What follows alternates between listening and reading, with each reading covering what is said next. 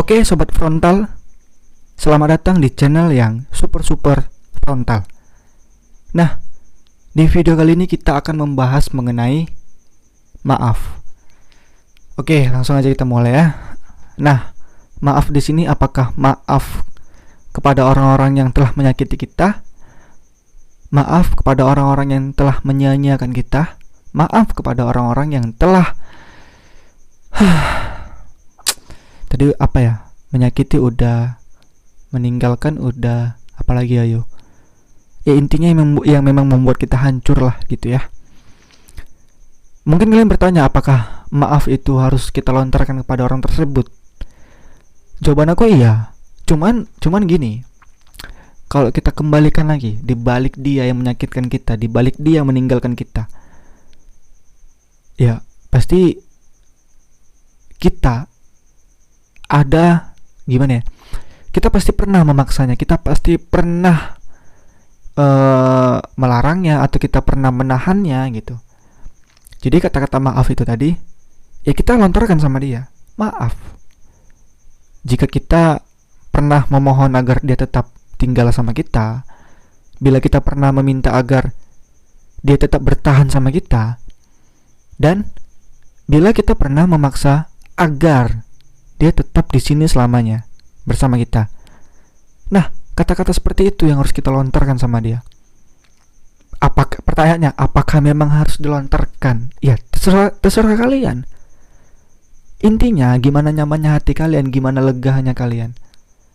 Ya, kalaupun memang kalian gak bisa untuk berkomunikasi lagi dengan dia, ya mungkin kalian bisa mengucapkannya dalam hati ataupun dalam doa. Ya, mungkin kalian bisa menyampaikan kepada Tuhan kalimat kalian untuk disampaikan kepada dia gitu. Ya gimana pun caranya, ya kita nggak tahu lah. Intinya ada niat dan usaha kita untuk meminta maaf gitu loh. Dan buat kalian yang nggak bisa berkomunikasi itu kenapa? Itu sangat aku sayangkan gitu loh. Apakah memang udah sepatal itu? Apakah memang udah sejahat itu?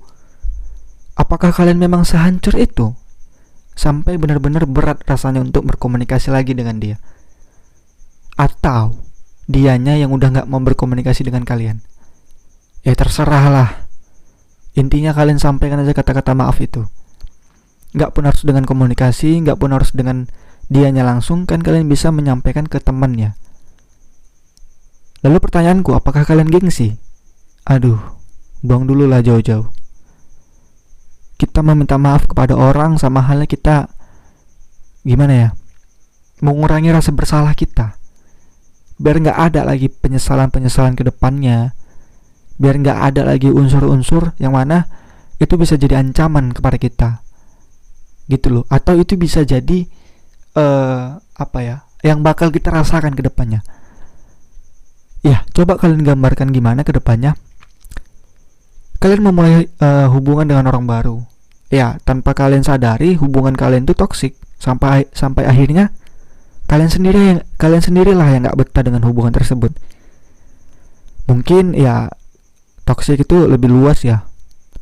Toxic relationship ya bisa jadi sifatnya atau bisa jadi kelakuannya. Sifat sama kelakuan bedanya apa ya? Ya gitulah pokoknya. Bisa jadi dari percakapannya. Ya pokoknya gitu-gitulah. Banyak ya kategorinya. Ya intinya kalian gak tahan dengan orang baru gitu kan, dengan orang tersebut sampai akhirnya kalian pengen hengkang, kalian pengen pergi, tapi ditahan sama dia. Ditahan untuk tetap tinggal, ditahan untuk tetap bertahan. Ya iyalah, namanya bertahan ya ditahan lah. Ya intinya gitu kawan-kawan, dipaksa. Nah, apakah kalian suka? Apakah kalian nyaman? Kan enggak, justru alasan kalian pergi ya karena memang kalian udah gak nyaman. Alasan kalian pergi ya karena memang udah gak bisa lagi nih loh. Aku gak tahan daripada hatiku terus sakit, pikiranku apa lagi. Kasihan badan kita, kasihan pikiran kita. Ya udah bagus cabut aja lah gitu. Udah gak sehat di sini gitu kan. Tapi dipaksa untuk tetap tinggal, itu gimana sih rasanya? Coba aku pulangkan ke kawan-kawan dulu. Nah, ketika itu terjadi sama kalian dan dia gak ada sama sekali meminta maaf kepada kalian, otomatis masih ada dendam di dalam hati kalian. gedek, kayak jengkel gitu, kayak geram kali gitu lah. Mau berapa, aku nggak bisa membilangkan berapa tahun ke depan masih kalian ingat ya, enggak, tapi ya mungkin memang ada orang yang masih mengingat itu dalam jangka waktu lama. Kenapa? Karena itu adalah momen emosional kali menurut aku ya. Karena memang momen emosional tuh pasti bakal kita ingat setiap manusia. Itu aku pernah baca artikel gitu kan. Ya, manusia melakukan apapun dengan emosi bakal dia ingat. Contoh kayak pendidikan. Walaupun dia nggak niat dengan pendidikan tersebut, tapi dia melakukannya dengan emosional. Mau sampai kapanpun dia bakal ingat dengan pendidikan itu. Ya sama hal kayak kita lah, ke hubungan, udahlah gitu aja. Ketika ada pertikaian, ketika ada apa ya? Ya momen dimana kalian gaduh lah gitu. Nah di situ kan timbul emosi-emosi kawan-kawan. Dia penuh emosi, kita juga penuh dengan emosional. Oke, itu berlalu. Nah, pasti mau sampai kapan pun bakal kalian ingat momen itu, momen dimana kalian berantem dengan dia, atau kalian melihat dia selingkuh. Otomatis kalian menggebu-gebu kan, kalian membara, emosional. Mau sampai kapan pun momen itu bakal kalian ingat, karena momen itu dipenuhi dengan emosional, dipakai dengan emosional.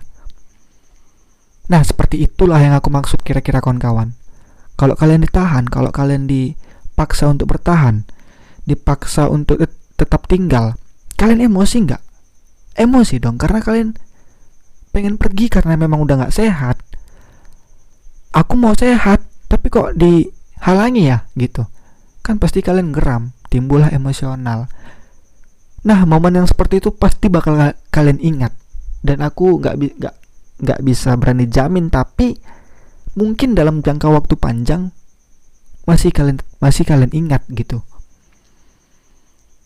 Nah, ketika memang dalam waktu jangka yang panjang nggak ada sama sekali kata maaf dari dia, dari kalian pribadi pasti yang merasakan dengan emosional seperti itu, ya masih merasakannya dan masih kayak nggak terima, dan mungkin kayak apa ya, bakal ingat dengan orang tersebut, mungkin jijik gitu. Tapi ketika ada itikat maaf dari dia, maaf ya, mungkin yang lalu-lalu, yang kemarin-kemarin aku terlalu maksain, maaf ya, mungkin aku terlalu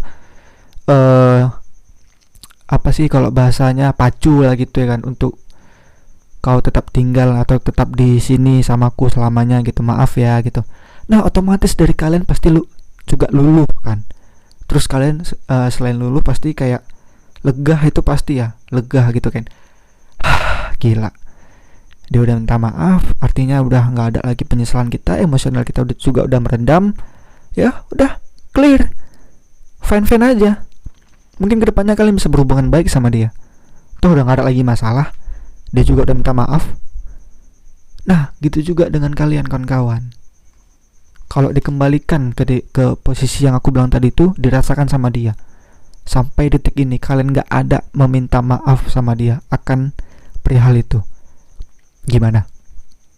Mau terus jadi penyesalan? Ayo dong, ayo kita stop di detik ini juga. Kita lontarkan maaf sama dia, nggak apa-apa, karena memang kita yang salah. Ketika orang bersalah, maka dia wajib untuk meminta maaf. Dan mungkin ya harusnya waktu itu kita bisa mengikhlaskan hati kita untuk melepas dia.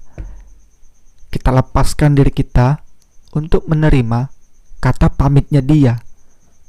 Nah, otomatis maaf yang aku bilang tadi gitu kan, itu kayak udah nggak bakal kalian lakukan di saat ini gitu loh, karena kalian udah mengikhlaskan hati kalian untuk melepas dia, dan kalian udah memaksakan diri kalian untuk menerima kata pamitnya dia gitu. Sesimpel itu kan. Nah, ini juga bisa jadi pelajaran buat kalian yang udah memulai hubungan baru lagi, atau buat kalian yang sekarang yang lagi menjalani hubungan gitu. Dan kata-kata maaf ya mungkin bisa kalian bilang atau bisa dikategorikan dengan kayak kita mencintai dia dengan ego kita gitu loh. Kita menyayangi dia dengan keras kepala kita. Kita nggak pernah tahu gitu loh. Bersama kita dia merasa sakit. Kita nggak pernah tahu. Mendampingi kita dia begitu terluka. Dan kita juga nggak pernah tahu mungkin memenuhi semua keinginan kita dia begitu tersiksa. Ya makanya maaf. Kata maaf harus kita lontarkan kepada dia. Begitu banyak perihal-perihal yang kita anggap positif padahal itu negatif. Ya kalau positif ke kita mungkin positif. Positif ketika memang ya kita mencintai dia dengan ego kita. Kita menyayangi dia dengan keras kepalanya kita. Terus kita didampingin sama dia. Terus kita selalu sama-sama ya sama dia lah pokoknya. Itu positif buat kita. Tapi kalau itu negatif buat dia, kayak apa yang udah aku bilang di sebelumnya, gimana? Tanpa kita sadari kan?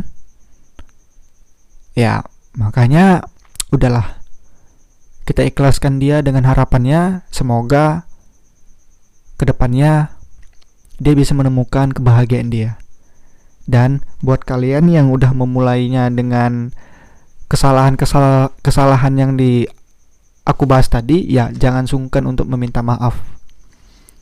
Dan buat kalian yang sedang menjalani hubungan, ya mungkin kedepannya bisa jadi pelajaran, bisa jadi gambaran buat kalian. Jadi kembali lagi ya, jika bersama kita adalah beban bagi dia, biarlah dia pergi. Kita nggak harus bertanggung jawab atas patah hati kita. Ya bagaimana kita setelah ini gitu. Ya kita nggak usah peduli gitu. Lakukan aja. Lakukan bagian kita, bahagiakan keinginan kita.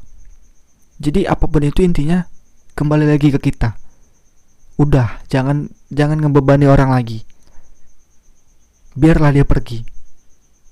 Ya, kepergian dia tuh nggak tanggung jawab dia untuk gimana atas sakit atau atas patah hati yang kita alami. Gitu loh. Bukan perihal kayak mana aku setelah ini, setelah dia pergi nih kayak mana ini. Ya kita nggak usah peduli itu. Lakukan aja bagian kita. Bahagiakan aja keinginan kita.